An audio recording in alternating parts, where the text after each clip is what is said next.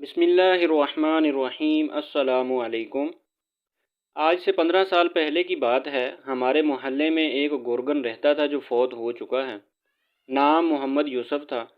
مضبوط جسم اور بڑی بڑی آنکھیں جن میں نور ہی نور بھرا ہوا تھا۔ ایمان اس کے چہرے سے چھلکتا تھا۔ بارش چہرہ اس کی ایک ہی روٹین تھی، صبح گھر سے نکلتا اور شام کو قبرستان سے واپس آتا تھا۔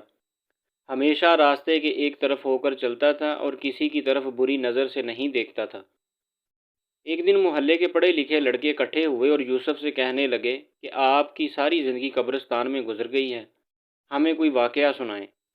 یہ سن کر یوسف سنجیدہ ہوا اور لمبی سانس لی اور کہنے لگا، آج مجھے 27 سال ہو گئے ہیں، میں قبریں بنا رہا ہوں۔ میرے ساتھ ایک ہی واقعہ گزرا ہے۔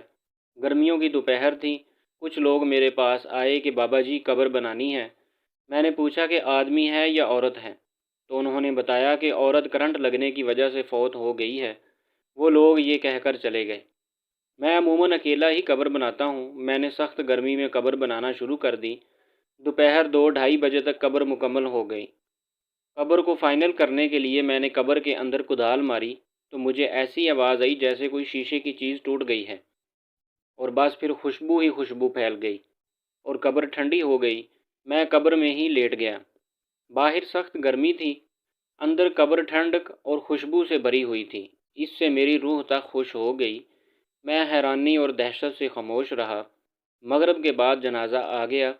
عورت کے ورثاء نے اسے دفنا دیا اور چلے گئے، مگر میرے اندر تجسس بھرا ہوا تھا کہ اس عورت کی کون سی نیکی ہے جو اس کو اتنا بڑا نام ملا ہے۔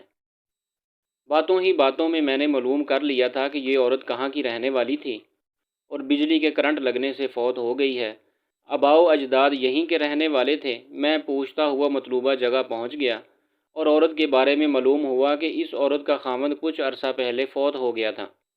وہ بیچارہ 6-7 سال بیمار رہا۔ اس عورت نے دن رات اس کی خدمت کی۔ خاوند کی شدید بیماری کے باوجود اس کے ساتھ بے وفائی نہیں کی اور دل و جان سے اس کی تیمارداری کرتی رہی۔ باوجود غربت کے اس کو محنت مزدوری کر کے کھانا کھلاتی رہی اور اپنے جذبات کو اپنے بیمار خاوند پر قربان کر دیا۔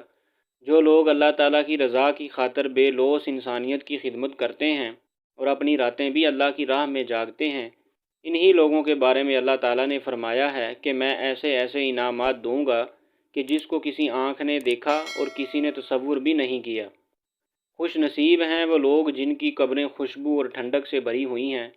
دعا ہے کہ اللہ تعالیٰ ہمیں اور سب مسلمانوں کو بخش دے اور آخرت میں ٹھنڈک عطا فرمائے۔ آمین۔